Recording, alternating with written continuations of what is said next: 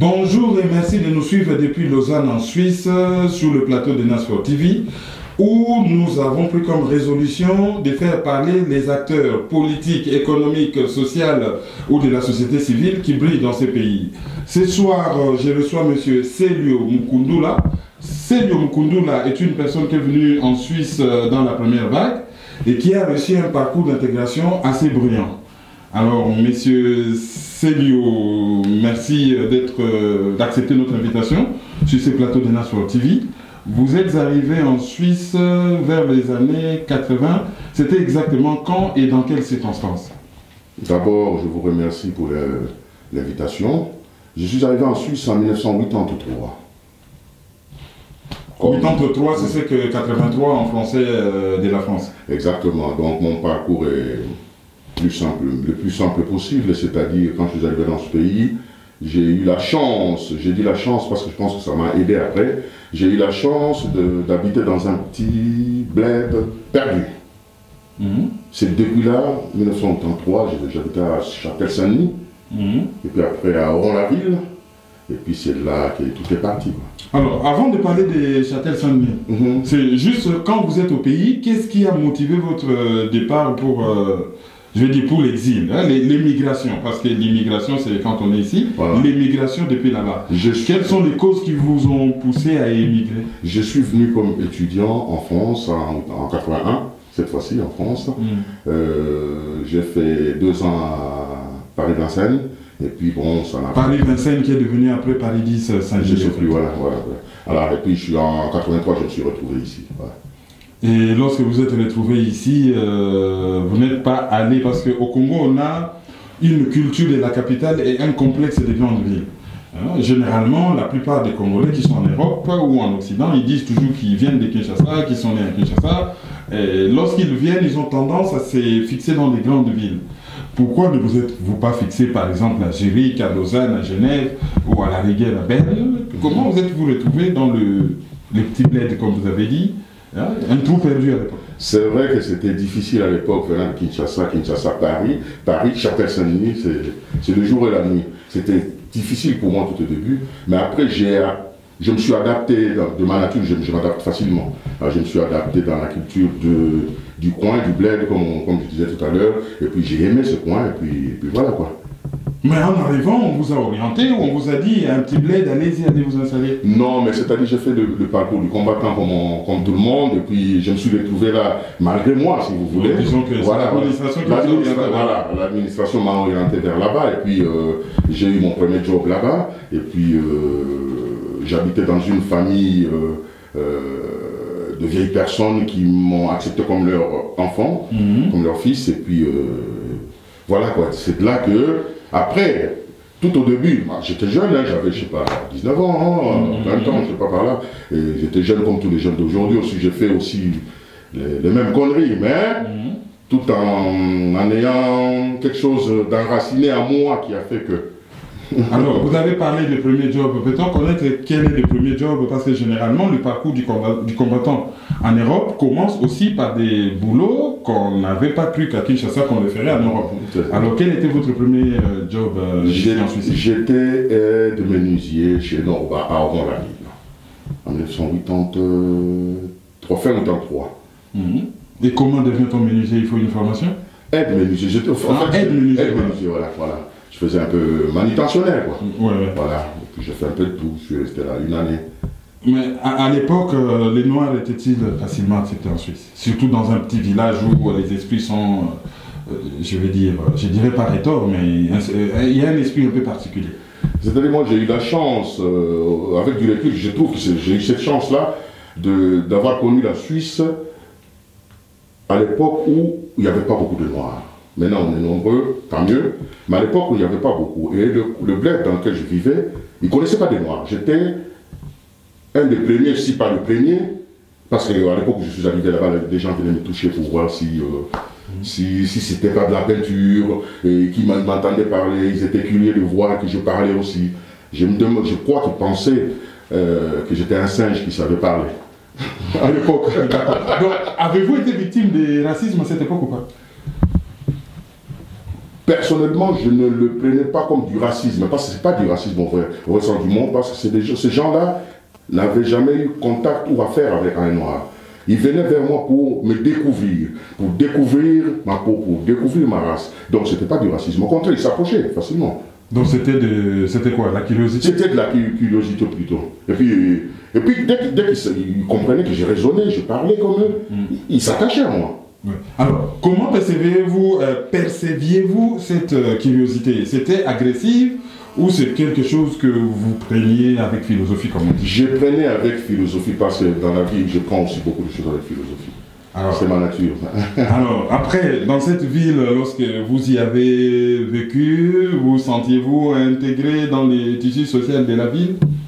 Oui, parce que... Ils sont du village. Du village, oui, parce que j'ai participé dans toutes les petites fêtes du village, tout le monde voulait m'avoir, j'étais comme une sorte de mascotte au village, tout le monde voulait que je sois à côté, être à côté de moi, on dirait une star, mais pas une star, mais une curiosité. Une curiosité, voilà. Alors, quelles étaient les relations entre vous et les villages d'à côté? C'est-à-dire... Les villages environnants, en fait. Ouais, c'est-à-dire ce qui m'a choqué à l'époque, moi j'étais à Châtel-Saint-Denis, c'est un peu plus haut que Vevey pour ceux qui connaissent, et il y a quelque chose qui m'a beaucoup frappé à ces années-là, c'est que les gens, les autochtones de Châtel-Saint-Denis m'aimaient beaucoup. Mais ils n'aimaient pas les Suisses qui habitaient un peu plus bas à Vevey. Mais moi, c'est pour ça que je dis que ce n'était pas du racisme. Moi, ils m'aimaient, mais ils n'aimaient pas les blancs comme eux, mais qui étaient originaires de Châtel-Saint-Denis. Donc le problème, généralement, dans ce genre de petits villages, c'est la peur de l'inconnu, je pense. C'était la peur de l'inconnu. Mais dès que cette peur a été franchie, je crois que j'étais vraiment bien accueilli, bien... Voilà. Alors, après votre boulot d'aide menuisier, qu'est-ce que vous avez fait après comme boulot? Après, j'étais responsable du service d'expédition chez Nova. Je ne suis pas chez Nova, chez Ego-Kifer, à Villeneuve. J'étais le premier noir. Et comment ça s'est passé? Des aides menuisiers à charger du service d'expédition? Ben, c'est-à-dire, ça s'est passé comme ça s'est passé, c'est-à-dire, c'était un beau matin, j'habitais un bâtiment, en face de moi, j'étais au chômage, en face de moi, il y avait une entreprise, je me lève le matin, je vais aller chercher du travail. J'avais pas rendez-vous, je dis à la personne qui était à la réception que j'avais rendez-vous avec le directeur. La personne regarde le carnet, il ne voit pas mon nom. Moi, je dis non, j'ai rendez-vous. Le directeur sort, c'était un vendredi. Le directeur sort, il me demande est-ce qu'on se connaît? Moi, je dis non, on ne se connaît pas. Mais je n'ai pas rendez-vous avec vous. Moi, je dis non, vous n'avez pas rendez-vous avec moi, mais moi, j'aimerais travailler. Alors, si vous voulez travailler, venez lundi. Je suis venu comme aide peintre de nouveau. C'était de nouveau une entreprise de fabrique de portes et fenêtres en PVC cette fois-ci par mois. Et puis, j'ai commencé le lundi, c'était au mois de décembre. Et puis, au mois de mars, la personne qui s'occupait du service d'expédition devait aller à la retraite. Et puis, le directeur a vu en moi que j'étais à même de remplacer cette personne-là. Donc, j'ai fait ma formation pendant tout ce temps-là. Et puis, quand la personne est partie, au bout de 5 mois, je suis devenu responsable du service d'expédition chez Ego-Kifer. Étiez-vous à l'aise dans cette entreprise? Très à l'aise. Très à l'aise. Par rapport à vos collègues, par rapport à votre hiérarchie, par rapport aux clients? Oui, c'est-à-dire j'étais le seul noir, et puis moi, personnellement, dans ma nature, je ne vois pas tellement les mauvais côtés des choses. Moi, c'est ma nature, quoi. Je vois qu'il y a de bonnes choses. Alors, j'ai très bien vécu, j'ai fait engager plein de gens. Plein de gens. Et vous êtes connu en Suisse, parce que nous parlons de votre vie professionnelle, vous êtes connu en Suisse comme étant un contrôleur de bus. Les contrôleurs, c'est l'ordre, c'est celui qui attrape les resquilleurs, c'est celui qui fait peur, c'est celui qui énerve. Et vous êtes noir, vous vivez en Suisse et vous vous retrouvez contrôleur. Expliquez-nous comment ça s'est fait et pensez-vous que ce choix de faire ce boulot était judicieux? Déjà, je commence par la dernière question. Si c'était judiciaire, moi je crois que oui, parce qu'aujourd'hui j'en bénéficie des fruits. J'ai postulé normalement comme toute personne, j'ai postulé au TL, transport public de la région lausannoise. Et puis, à ma grande surprise, une entreprise comme le TL vous écrive pour vous dire que soit vous êtes appelé vous êtes convoqué à un entretien ou quoi que ce soit, mais là, on m'a appelé, on m'a téléphoné pour me dire, écoutez, votre candidature nous intéresse, venez. Je suis venu, on a discuté, et puis j'ai été engagé comme le premier contrôleur noir. Alors, bon, c'est clair que c'était une première expérience aussi pour l'entreprise. Dans ce genre d'entreprise, ils ne donnent pas des contrats à durée déterminée. C'était des contrats à durée indéterminée. Voilà, du coup. Mais moi, quand je suis rentré, comme c'était une première expérience, ils se sont dit, on va essayer. Ils m'ont donné d'abord un contrat de 6 mois, renouvelable. J'ai commencé à travailler. Au bout de 3 mois, on m'appelle pour me dire que mon contrat était prolongé pour une durée indéterminée. D'accord. Donc, je vois la confusion que j'ai fait dans la question. On ne donne pas de contrat à durée déterminée, vous avez raison, et moi j'ai fait voilà. Donc, ce qui fait que mon contrat est devenu à durée indéterminée grâce à la population qui a écrit. Moi, je ne savais pas. C'était un test, mais ce test-là n'a pas duré le temps que ça devait durer. Ça a été raccourci parce que beaucoup de gens ont écrit « Ah, mais c'est bien qu'on voit un noir comme ça. » Et puis voilà.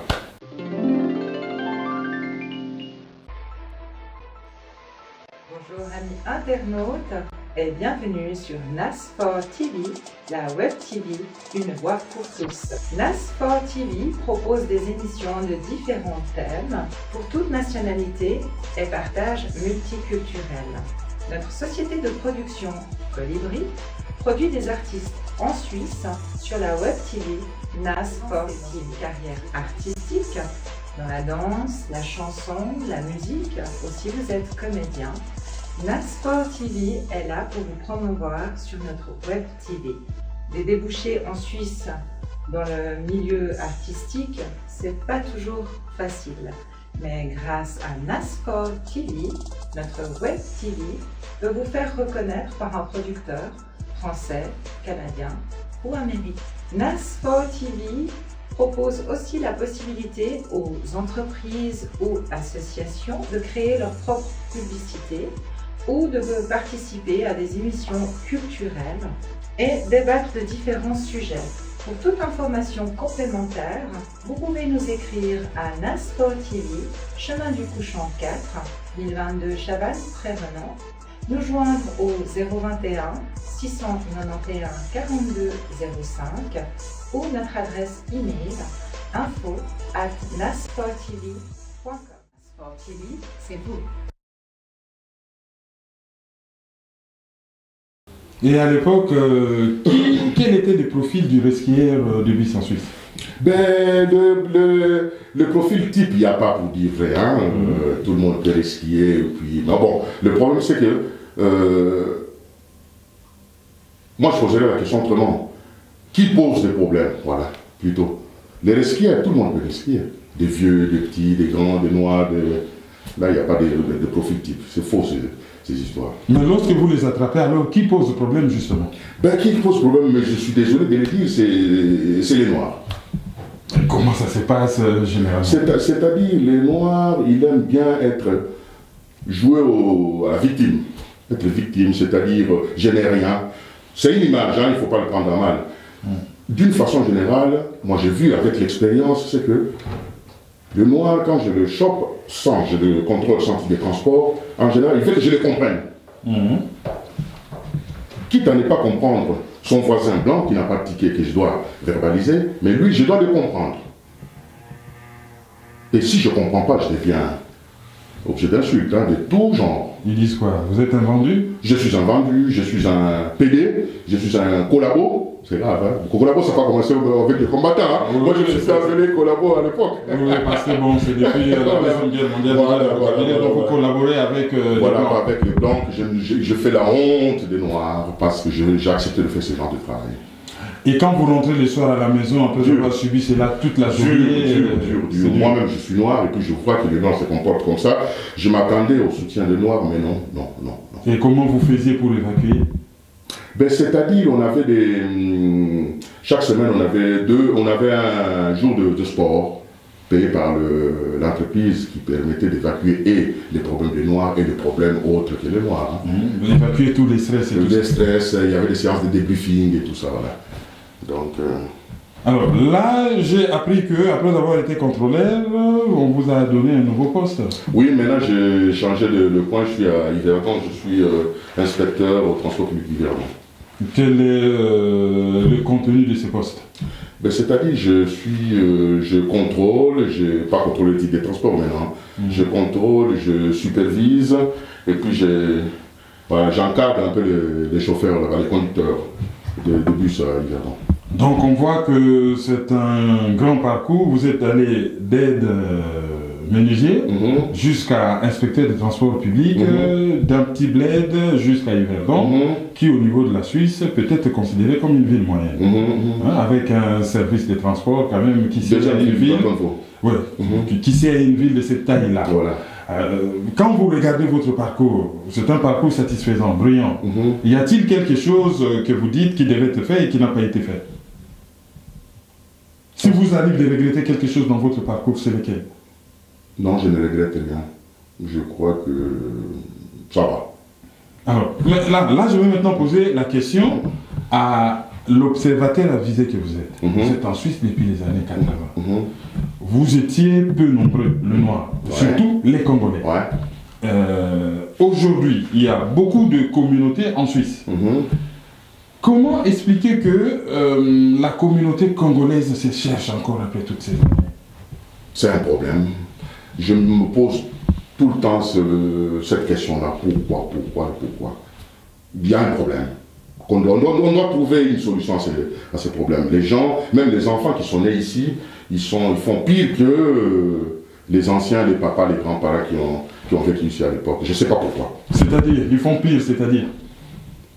Ben parce que je pense qu'à la base, le noir, à la base, il a l'accusation facile. À la base, le noir, il voit le racisme partout.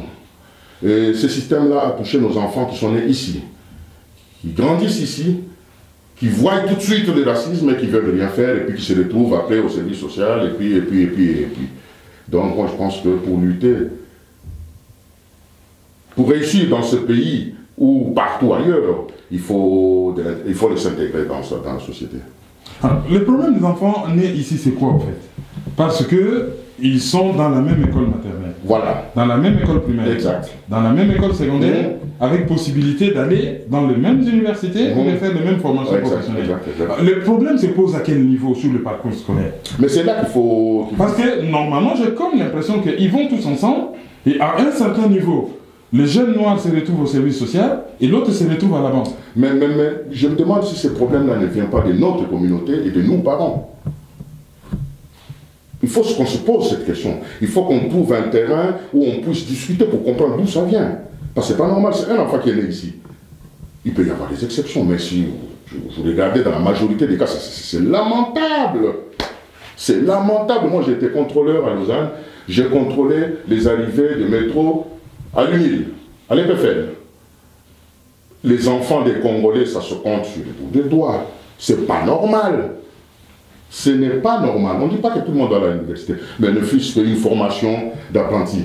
Ça se compte, c'est pas normal. Mais le problème n'est pas parce qu'un enfant suit toujours un modèle.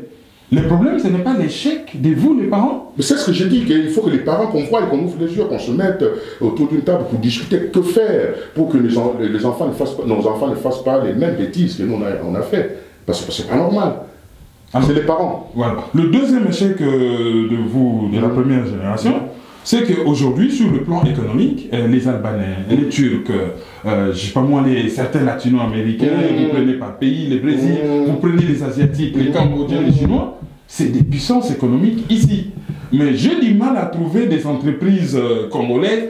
Je ne sens pas vraiment la puissance économique du Congolais. Comment expliquer? C'est normal. Je suis désolé de dire des termes que je vais dire. On est, vraiment, excusez-moi, on est sous-développé même dans la tête. Désolé, c'est pas pour minimiser les gens, parce que c'est pas normal. Quand on est arrivé dans ce pays, toutes ces communautés-là, les Turcs, les Albanais, les Tamouls, il n'y en avait aucun. Mais ces gens-là sont arrivés après nous. Ils ont appris le français, nous on est venus sachant parler français. Et tous ces gens-là sont venus dans ce pays, ils ont appris le français ici, et ils montent. Nous, on est tout le temps cantonnés dans notre système de je ne sais comment. Il faut vraiment qu'on trouve une solution pour cette situation. Lili la Daronne, les amis, tous les internautes, tozo signalé bino que toza et sikamoko oyo botalaka cadre tala et kuba ndena loba toujours. Alors sans plus tarder tozo yamba Noela Kapinga pour ameka kopese la biso ndenge ka bino boyebi obozela na bokoyo kango. Alors tozo yamba Noela. Bonsoir Noéla. Bonsoir. Vous allez bien, j'espère. Non, ça va. Ah, ok. Toza awa to kotia awa to Monique en tout cas ils a cadre moko vraiment ni pene rokolo ba pour nandenge. Est-ce que vous comprenez équipe et outil musika bamsuba outil Suisse bamsuba outil France bamsuba outil Arène kaka poba koma awa batala mouvement koto makamezala ndeni yolo bana no lobini.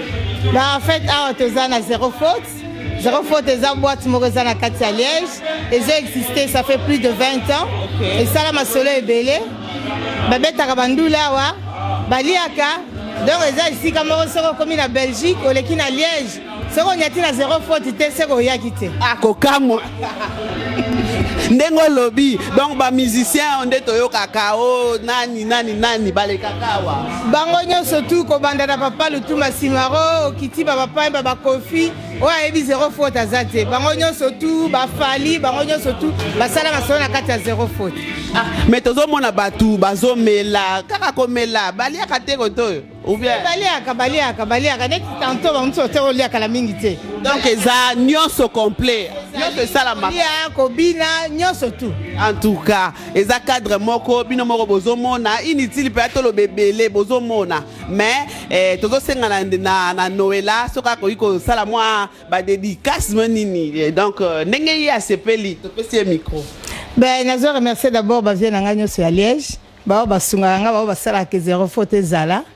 Bamasa na ngai batunyo sa musika parce que ça on a l'entend va comme ça la zoua donc on a préféré tanga tami balé misatu basala ka zoua lisele ki mulai longue belle ouais donc on a remercié bango kaka ba continuer ka kosunga zéro faute ndenge zalaka. Donc bana nyonso ya Suisse ya France ya Allemagne ya partout zéro faute yango. Yako talati okanta toko sa yaka zéro faute toza susu na eza aveni nini parce que mutakolo ko mais zéro faute ezalaka wapi akotika na 13 zéro faute c'est zéro faute eza na rue Maguin au numéro 107 na 4000 Liège na kata Belgique boyoki bandeko balandi zéro faute eza na kati ya Belgique. Donc, zéro faute, eza na kati ya Liège, na rue Maguin, 107, na 4000 Liège. On peut retrouver en appelle na Facebook. Au betika zéro faute, on peut retrouver en. En tout cas, yé penza ndenge boyoki wana. Donc, ce qu'on retrouve en ata na Facebook, au koyiko zoaye. Donc, yakape o lexa moi temps awa et au sala moi bien. Ba weekends boyebi kaka ndenge zalaka musique ya bien masanga ya pio to meli moi mai kaka mais ya pio pena don na ndenge mo mwana lobelezate do bino mo bomoni cadre ba asolo la tellement qui toko OK to tikelega loba. Bon nazo remercier d'abord Sky vraiment merci beaucoup. Nazo remercier Vienanga Nasport TV et le Ngaba bébé. Vraiment ndenge ba outil musika bobulega ke bokitaka na zéro faute. Vraiment la belle on a compris ça bino tiens mais je vous love. Ami ndenge to utolo banabino ndenge to lo banabino toujours. Donc zéro faute awa et kotaka bikolo nyonso bilongi ya ndenge na ndenge basi mibali donc ndenge kaka eloba maki mais sikoyo to tuna pe batu bakotaka wati est-ce que makambu Noéla Kapinga lobi eza ya solo to ya solo te ya solo penza makambo oti kolobeza ya solo puisque mutuneti nga na oti Kishasa na ye awa na sepeli makasi kokuta ndeko na nga congolais na kati ya Liège azosala mosala na ye et c'est comme quand on sepela ozokomitia na yo à l'aise kolia okolia komela okomela na yo bikolo nyonso tokutanaka na biso na musique pe ya bien esala mwa bandenge ndenge na mutu soki ozali awa ozokantene ete oza na Kinshasa neti ngai na minute oyo ndenge nazoka miziki nazokantene ete naza na Kinshasa kreye eloko moko na mboka mopaya eza bato mingi te baza na eloko wana nde na félicité mingi akontinue kosala na mosala na ye na ndenge esengeli azolongola bakongole soni na kati ya Belgique. Donc Noela Kapinga tokobetela ye maboko nde nalobaka diabolos tokobetela ye maboko te mais Noela Kapinga tokobetela maboko parce que tala cadre efanda. Donc ndenge bolandi wana tozo continuer koloba tosali mwa pause to pe masusu muke to souffler après tozongela bino nayebi ke boze belé bozolanda Nasport TV, c'est vous. Lorsque je vous ai contacté pour vous inviter à cette émission, on a parlé de la pluie et du beau temps et vous avez fait une réflexion sur notre intégration au sol d'ici. Vous êtes venu en Europe à une époque où les cadavres de ceux qui décelaient la défaite partaient au pays. Maintenant, il s'est passé quelque chose de psychologiquement important, énorme. Quelqu'un qui meurt ici est enterré ici. Donc, on devient des gens d'ici. Mais ça, justement, dans la communauté, on ne se rend pas compte. On se dit, on est africain, je suis congolais, il y a des Ivoiriens, des Camerounais, tout ce qu'on veut. On doit investir chez nous, c'est magnifique. Mais le premier lieu d'investissement, je pense, c'est le pays dans lequel on vit. Pourquoi? À l'époque, quand on est arrivé, effectivement, nos compatriotes qui mouraient, on les envoyait, on envoyait les corps en Afrique. Au jour d'aujourd'hui, les corps, on les enterre ici. On enterre les morts ici. Donc ça veut dire qu'on est d'ici. Ceux qui sont suisses ou ceux qui ne sont pas suisses, mais qui vivent ici. On est d'ici. Qu'allons-nous faire pour bien vivre dans ce pays? En Suisse, en France, en Belgique, on est de ce pays-là. Il faut qu'on arrête de nous faire des films. On fait trop de films qui ne jouent pas. Des films sans fin. On fait trop de films. Il faut qu'on soit réaliste. C'est-à-dire qu'avant de penser à investir au pays, selon vous, il faut investir où l'on vit. Et, écoutez, moi je vais donner un exemple. J'ai des enfants ici. Afin que je donne à manger à mes cousins, mes neveux là-bas, il faut que mes enfants puissent avoir à manger. Moi je vois mal comment mon enfant n'a rien et je dois envoyer là-bas. Alors, quel répondez-vous à ceux qui disent qu'ils préparent les retraites parce qu'ici fait froid, ils ne peuvent pas vivre les retraites ici? Quel répondez-vous? C'est leur droit, c'est le droit de tout un chacun, ma foi. Mais la retraite, la période de retraite, c'est la période des maladies, non? Quand on devient, on a 70 ans, 70 comme on dit là-bas à Paris, c'est 70 ans, on devient malade, on a des bobos partout, on a mal partout. Donc, on ne va même pas rester dans ce pays-là. Je ne dis pas aux gens de ne pas investir, loin de là, loin de là, loin de là. Je dis juste aux gens de réfléchir comment investir. Donc, je peux investir là-bas, il suffit de s'organiser, j'investis là-bas, mais j'investis aussi ici. Parce que tout compte fait, quand je serai à la retraite, si je vais là-bas, je serai obligé de venir ici, ne fût-ce que pour me faire soigner.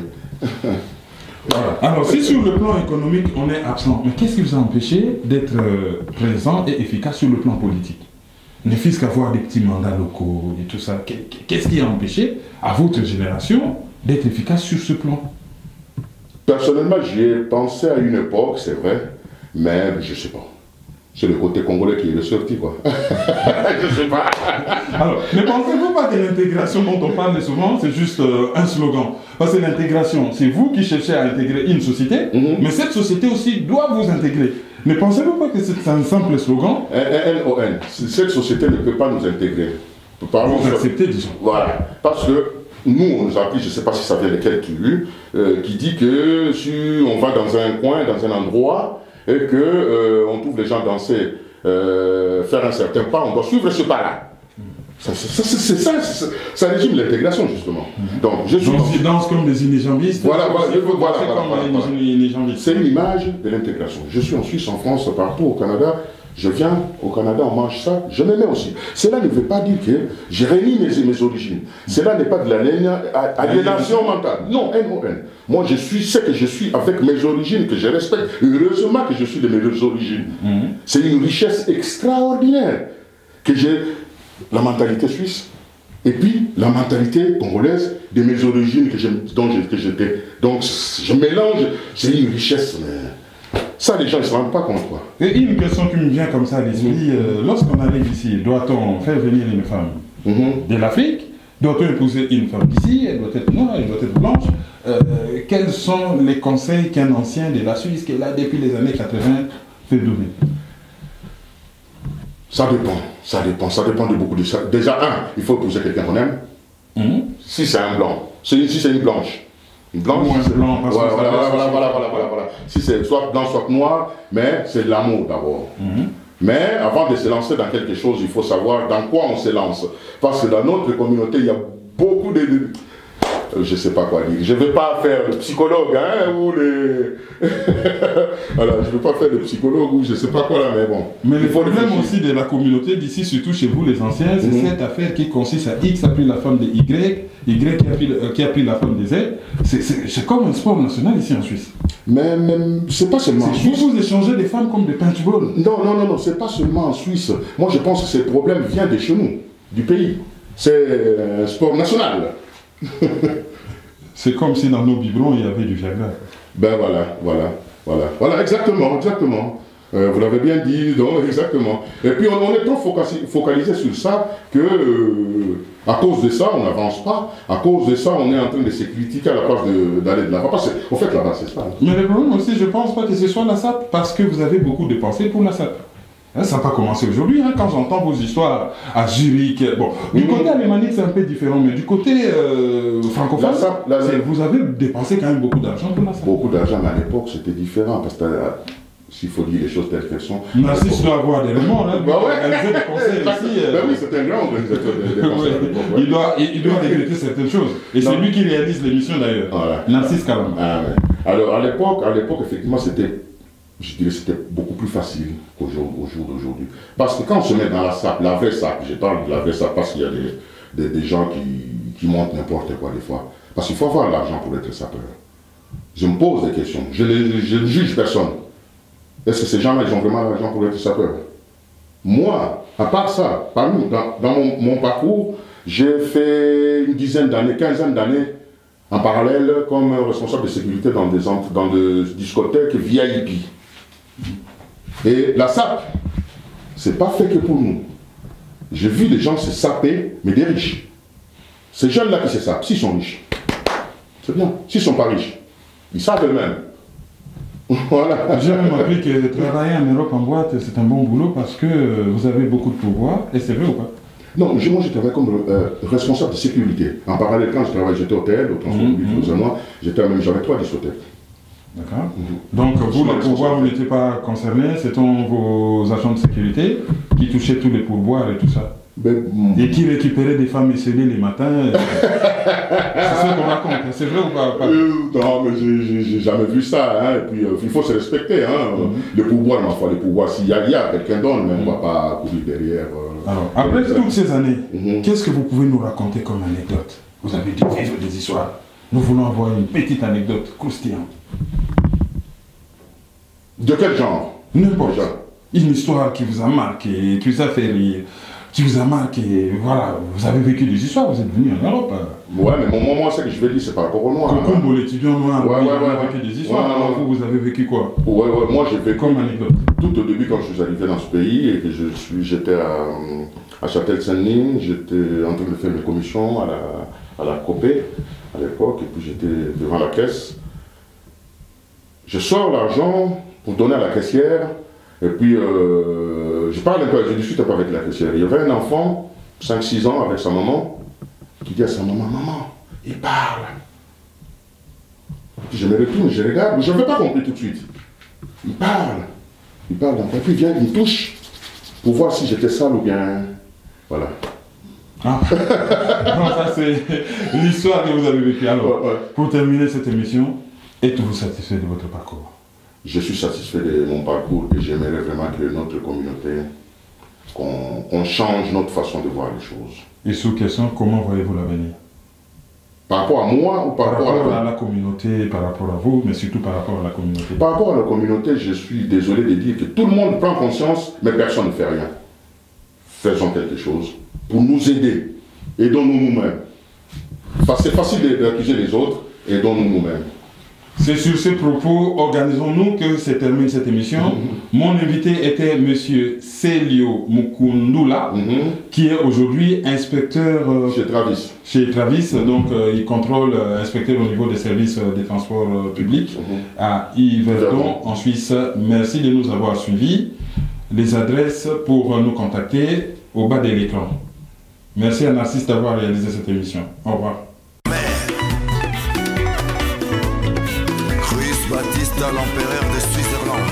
Comment ça n'a mabé? Comment ça n'a colo? Okomi kolenga lenga mwasina yo ya pale. Yo kobomana, kaza de kosasanga. Na monta ni pesa mobile bana lelo.